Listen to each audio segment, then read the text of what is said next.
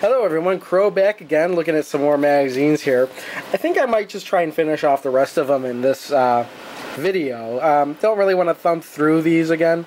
It's getting kind of tedious, I think, and I don't think it'll hold people's interest long looking at the same stuff and again. But I always thought this magazine was very interesting. DieHard GameFan. Let's see, this is from August of 1993. And they always had this guy in there, I think he was called Monitor or something.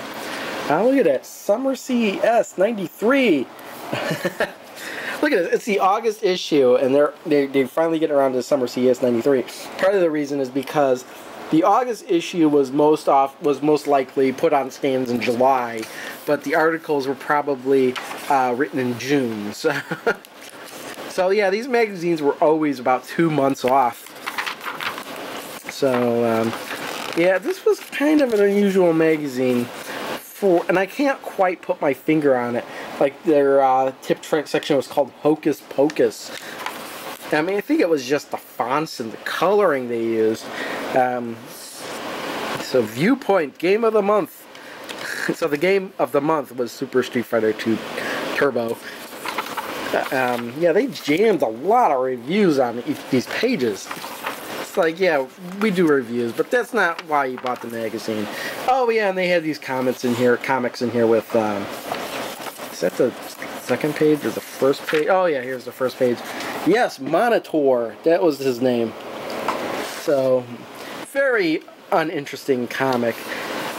It's just kind of weird. Yeah, and Monitor was the superhero, I guess, of the magazine. Rocky Road, and somebody's trying to make a new mascot. What is this? What the hell is this? Oh wow, this is a horrible ad.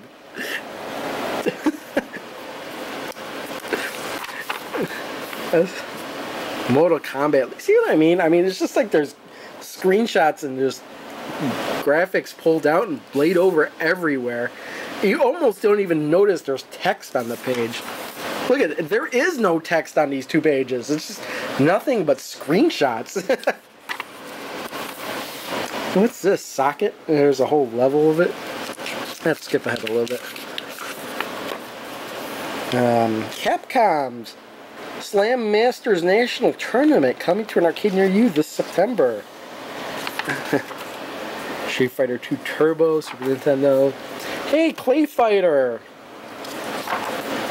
And one thing I noticed about this magazine is that there's hardly any, I mean, there's ads, but not as much as the, oh, there's 2. Maybe it's just that they're blending in with the regular pages.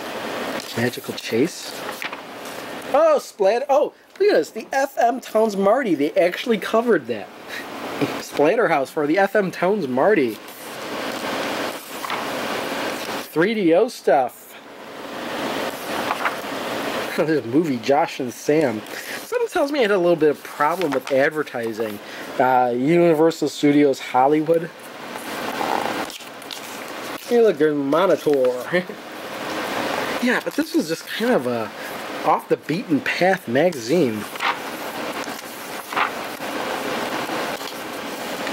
Turbo Duo. Oh yeah, this is their pictures of Summer CES. So this is, you know, Summer CES was before E3. E3 kind of took that over. I mean, it was basically a name change.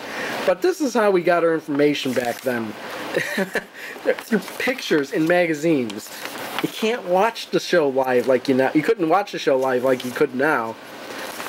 So this is where we got all our information from. And we got it 2 months after E3, well, Summer CES had ended. Well, 1 month after it, I don't know. This ad actually has ads for, they want you to call. The game costs so much, they want you to call in. Quarter Crunchers. Oh, Martial Champion. What was that? Oh, Samurai Showdown in Martial Champion. Interesting. I think I remember seeing that at one point or another. Other stuff. That's great. Wall of text. Not that I don't like the magazine. It's just the Postmeister. Yeah, that's very nice. And then, yeah, it was Game Players. Here's a, not going to really go through it. Oh, look at this, sneak peek Nintendo's CD-ROM. I think we all know what happened with that. Look, the magazine only cost $3.95 back in the day. This is Game Players.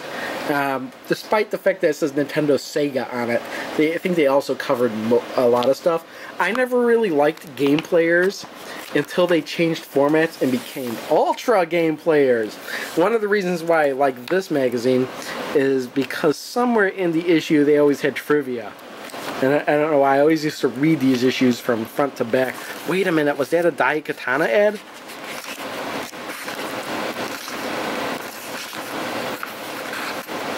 Now I'm looking for something that's, you know, never mind. Hey look, Robotron 64. Oh, it's Robotron X. But yeah, I just like the way this magazine was laid out and how things were sort of professional and crazy at the same time with this magazine. And what's this issue from? October 1996. Yeah, Tobal #1's on the cover. It's after the PlayStation came out. Oh, look, and here's another, well, not another one, but this is a PlayStation-only magazine, PSX. This is one I kind of liked, because I only had a PlayStation. I was only interested in PlayStation at the time.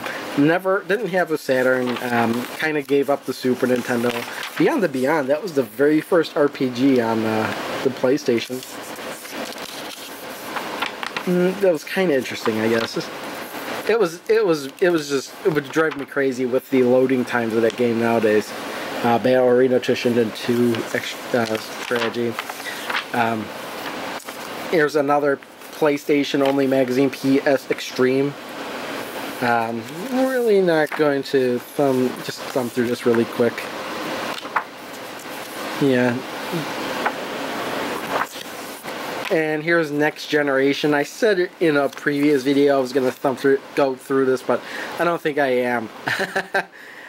Just at the profession. It was lots of reading. They didn't fill up everything with screenshots. It was actual interviews with leaders of the video game industry, and it was very good reading back in the day. And they kind of downplayed reviews, I think. It was all about what was up and coming and where the state of the industry was. And it was a very professional looking magazine here. It's got a very distinct feel to it as well. Also thought it would be interesting just to show what the Game Informer used to look like back in, this was they had 6 issues a year back then. This is January, February of 1994. And I believe I got this in Funkoland. So, yeah, it was not really that great of a magazine. Seriously, it's a much better now. And in fact, if I had to choose what the best magazine is nowadays, at least in the US, it's Game Informer. Not that I get a subscription to it because I have that Edge card, but I never read it. Oh, and I want to show this Sega Visions. Let's put these aside here for a second. Sega Visions, I guess, was the answer to Nintendo Power. So, damn it. So yeah, it's like, you know, you had Nintendo Power, which is still going on, and Sega Visions. So, one magazine covered nothing but Sega stuff, the other one was carrying, you know, just the Nintendo stuff. I don't think actual employees from Nintendo do Nintendo Power. I think they're affiliated with Nintendo, but I really don't think it's, like, officially licensed. Well, I don't know. I really don't know how that works.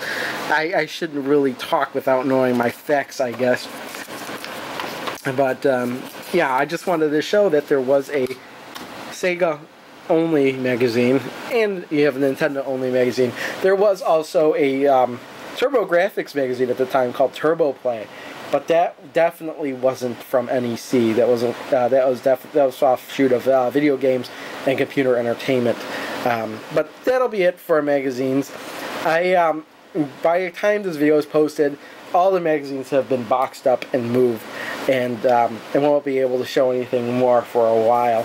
So thanks for watching. I'll see you all next time, whenever that is. Bye.